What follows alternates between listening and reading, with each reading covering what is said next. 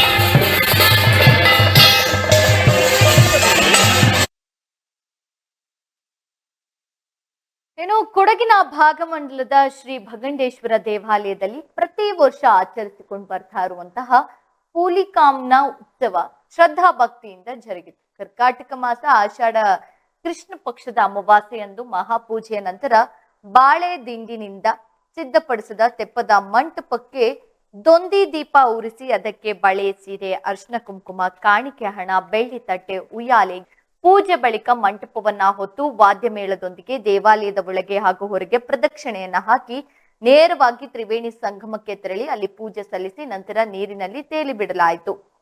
ಇನ್ನು ದೃಶ್ಯದಲ್ಲಿ ನೋಡ್ತಾ ಇದೀವಿ ಎಷ್ಟರ ಮಟ್ಟಿಗೆ ಜನ ಕೂಡ ವಿವಿಧ ಕಡೆಗಳಿಂದ ಜನ ಕೂಡ ಆಗಮಿಸಿದ್ದಾರೆ ಈ ಪೂಜೆಯನ್ನ ಕಣ್ತುಂಬಿಕೊಳ್ಳಿಕ್ಕೆ, ದೇವಿಯನ್ನ ಕಣ್ತುಂಬಲಿಕ್ಕೆ. ಏನೋ ತ್ರಿವೇಣಿ ಸಂಗಮದಲ್ಲಿ ಒಂದು ಸುತ್ತು ಹಾಕಿ ಮುಂದೆ ಸಾಗಿದ ದೃಶ್ಯ ರೋಮಾಂಚನಕರವಾಗಿತ್ತು. ಈ ಬಾರಿ ಹೆಚ್ಚಿನ ಸಂಖ್ಯೆಯಲ್ಲಿ ಭಕ್ತಾದಿಗಳು ಕೂಡ ಆಗಮಿಸಿದ್ರು. ಕಾವೇರಿ ತಾಯಿ ಕೃಪೆಗೆ ಕೂಡ ಪಾತ್ರರಾದ್ರು. ಈ ಬಾರಿ ವಿಶೇಷ ಎನ್ನುವಂತೆ ಬೆಂಗಳೂರಿನ ನಿವಾಸಿ ಒಬ್ರು ಕೂಡ ಹಿಂದೆ ಹರಕೆಯನ್ನ ಕಟ್ಕೊಂಡಿದ್ರಂತೆ. ಅದಕ್ಕೆ ಈ ಬಾರಿ 30,000 ಬೆಲೆ ಬಾಳುವಂತಹ ಚಿನ್ನದ ಕರಿಮಣಿ ತಾಳಿ, ರೇಷ್ಮೆ ಸೀರೆ, ರವಕೆ ಎಲ್ಲವನ್ನ ಕೂಡ ಮಾತೆ ಕಾವೇರಿಗೆ ಕೂಡ ಅರ್ಪಿಸಿದ್ರು.